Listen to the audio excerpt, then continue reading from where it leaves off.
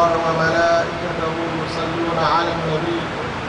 يا أيها الذين آمنوا صلوا عليه وسلموا تسليما اللهم صل على محمد وعلى آل محمد كما صليت على إبراهيم وعلى آل إبراهيم وقال الله تبارك وتعالى بسم الله الرحمن الرحيم وأعدوا لهم ما استطعتم من قوة صدق الله العظيم. میرے معزز اساتذہ اور مکرم علماء اور فضلائے کرام، سب سے پہلے اس کانفرنس کے منتظمین کو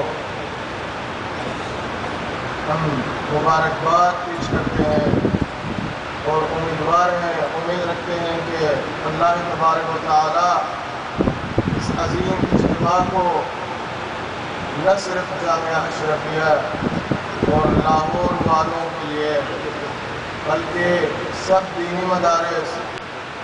اور عالم اسلام کے لیے مائع خیر اور برکت بنا دے. ایک طرف سے تو مل گیا کہ صرف 5 منٹ کے لیے، اور دوسری طرف کچھ درد دل ہے جو آپ حضرات سے بیان کرنا چاہتے ہیں، اور خصوصاً اپنے بزرگوں اور اساتذہ سے اور اخص محترمین اور منتظمین مدارس. اور دوسری بات یہ ہے کہ ہمیں تو فارسی میں بیان کرنا چاہیے تھا اور ایک مترجم بھی ضروری تھا، لیکن ہم خود دونوں کی بات کو اٹھا سکتے ہیں، اس لیے کچھ وقت زیادہ ہونا چاہیے. میرے بزرگوں، جس دور میں ہم زندگی کرتے ہیں، عالم اسلام کو اور خاص طور پر اسلامی سوسائٹی اور معاشرے کو ایسے چیلنجیں اور ایسے تحدیات ہیں جو کبھی دینی مدارس، علماء اسلام اور اسلامی معاشرے ایسے چیلنجوں سے اور ایسے تحدیات سے روبرو نہیں ہوئے. اگر ہم دیکھیں کہ مؤسسین دارالعلوم دیوبند کا مقصد اس عظیم درسگاہ کے قیام سے کیا تھا، اس وقت تو ہندوستان میں اور مدارس اور درسگاہیں بھی تھے، لیکن میرے خیال میں انہوں نے محسوس کیا کہ انگریز آنے کی وجہ سے اسلامی معاشرہ ہمارے جوانوں اور نوجوان کے افکار و اندیشہ، ان کی مکر و حیلہ سے اور ان کی وہ تہذیب و ثقافت سے وہ معرض خطر میں ہے. تو دارالعلوم دیوبند ان خطرے کو دور کرنے کے لیے، دفع کرنے کے لیے اور اسلامی معاشرہ قائم کرنے کے لیے میرے خیال تأسیس ہوا، اور اس میدان میں الحمدللہ وہ توفیق بھی حاصل کی. آج کی دنیا قرآن عظیم الشان نے دینی مدارس کا فلسفہ بیان فرماتا ہے. وَلَوْلَا نَفَرَ مِنْ كُلِّ فِرْقَةٍ مِّنْهُمْ طَائِفَةٌ لِيَتَفَقَّهُوا فِي الدِّينِ وَلِيُنذِرُوا قَوْمَهُمْ إِذَا رَجَعُوا إِلَيْهِمْ لَعَلَّهُمْ يَحْذَرُونَ. تفقہ فی الدین تو الحمدللہ ہے، حاصل ہے. دوسرا مقصد جو انذار ہے، دعوت و تبلیغ ہے، تو انذار اور دعوت و تبلیغ بھی ہے، لیکن انذار اور دعوت و تبلیغ وہ آج کل کی جو اسباب ہیں، جو آلات ہیں، اور جیسا قرآن عظیم الشان بیان فرماتا ہے وَمَا أَرْسَلْنَا مِن رَسُولٍ إِلَّا بِلِسَانِ قَوْمِهِ. آج کل کی زبان جو ہے، آج کل کی لسان جو ہے، ہمیں توجہ کرنا چاہیے کہ ہمارے دینی مدارس، ہمارے علماء، ہمارے معزز اساتذہ اور خاص طور پر پاکستان اور اس علاقے بر صغیر میں ہم کتنے انداز میں آج کل کی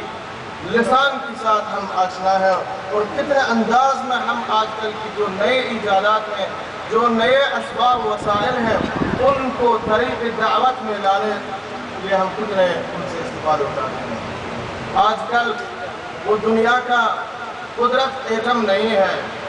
آج کل دنیا کا قدرت وہ جہاز وغیرہ نہیں ہے،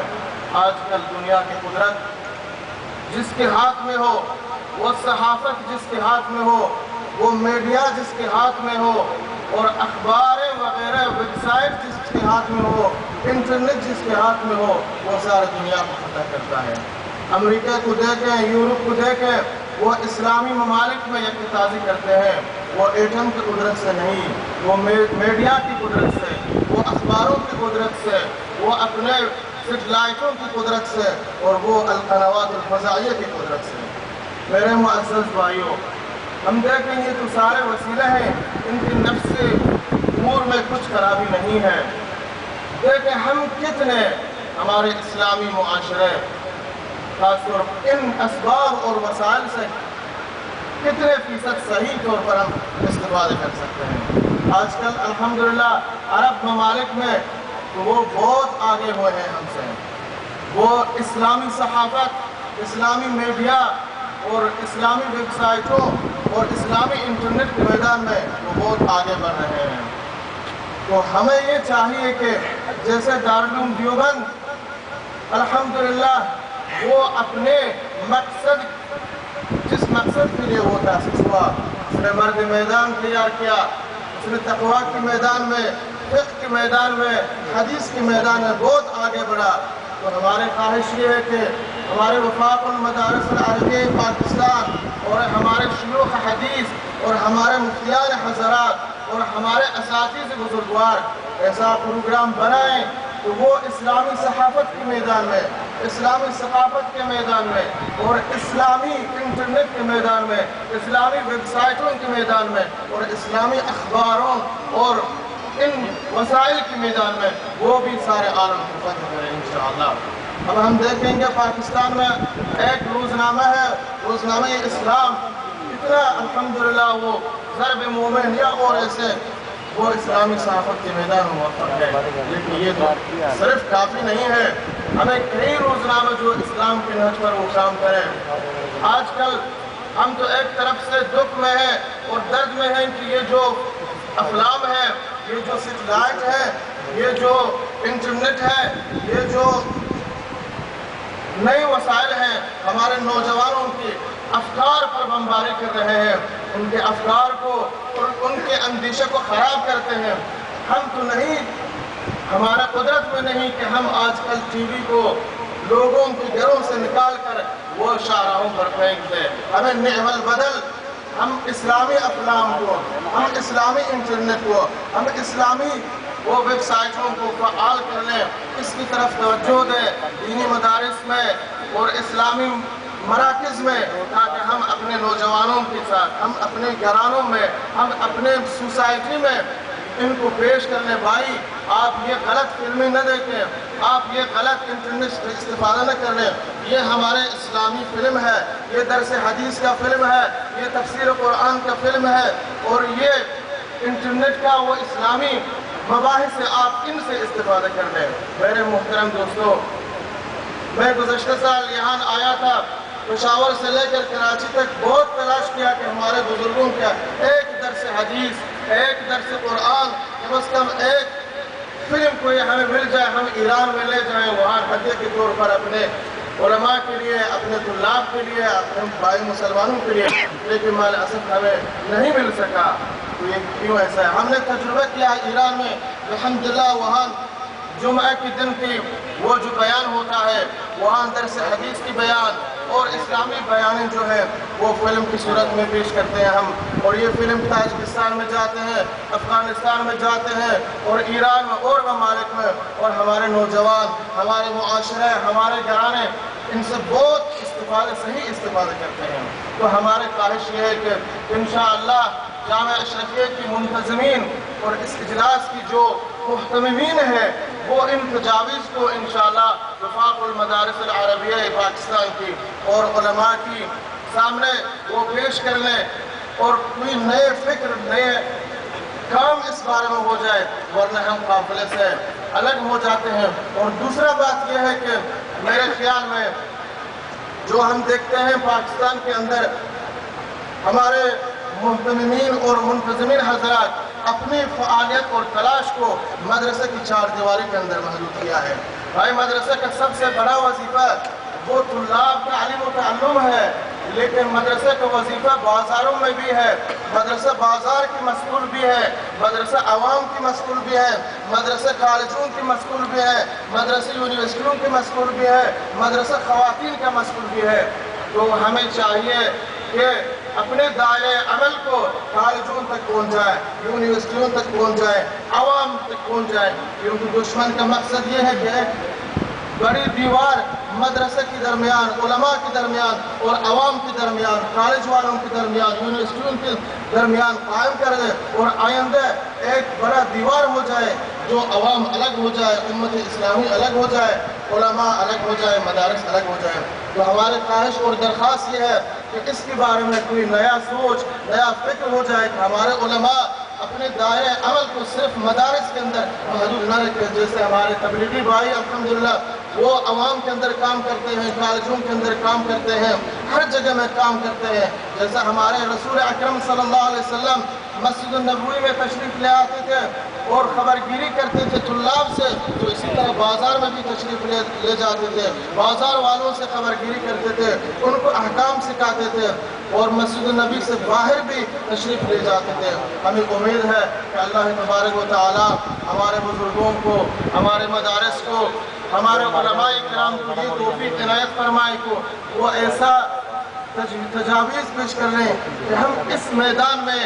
بھی اپنے مقصد کی حصول کے لیے اور اپنے وہ دعوت و تبلیغ و انذار قوم کے لیے یہ نئے جو ایجادات ہیں، جو اکتشافات ہیں، جو ابزار و آلات ہیں، ان سے صحیح طور پر ہم استفادہ کر لیں اور مدارس میں تخصص فی الفقہ، تخصص فی الحدیث، تخصص فی ادبیات العرب، تخصص منطق اور فلسفے، سارے شعبوں میں ہم منظم وہ تخصص کا پروگرام بنائیں اور ایسے مؤلف اور ایسے مصنف اور ایسے مبلغ تیار کر لیں جو آج کل کی تحدیات کو اور آج کل کی چیلنجز کو وہ انشاءاللہ اپنے دعوت و تبلیغ اور اپنے زبان و قلم کا مقابلہ کر سکیں۔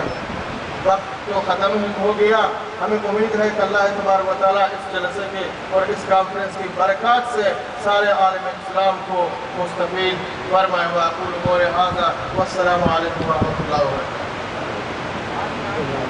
جزاک اللہ بأحسن الجزاء۔ حضرت مولانا عبد المجید صاحب اپنے جذبات کا اظہار فرما رہے تھے اور حقیقت حال یہ ہے ہم سب کا دل تو یہی چاہتا ہے کہ ہمارے جتنے مطلوبین ہیں ان کے لیے کھلا وقت ہو اور ہم ان کے ارشادات سے مستفید ہوں، لیکن ہماری مجبوری یہ ہے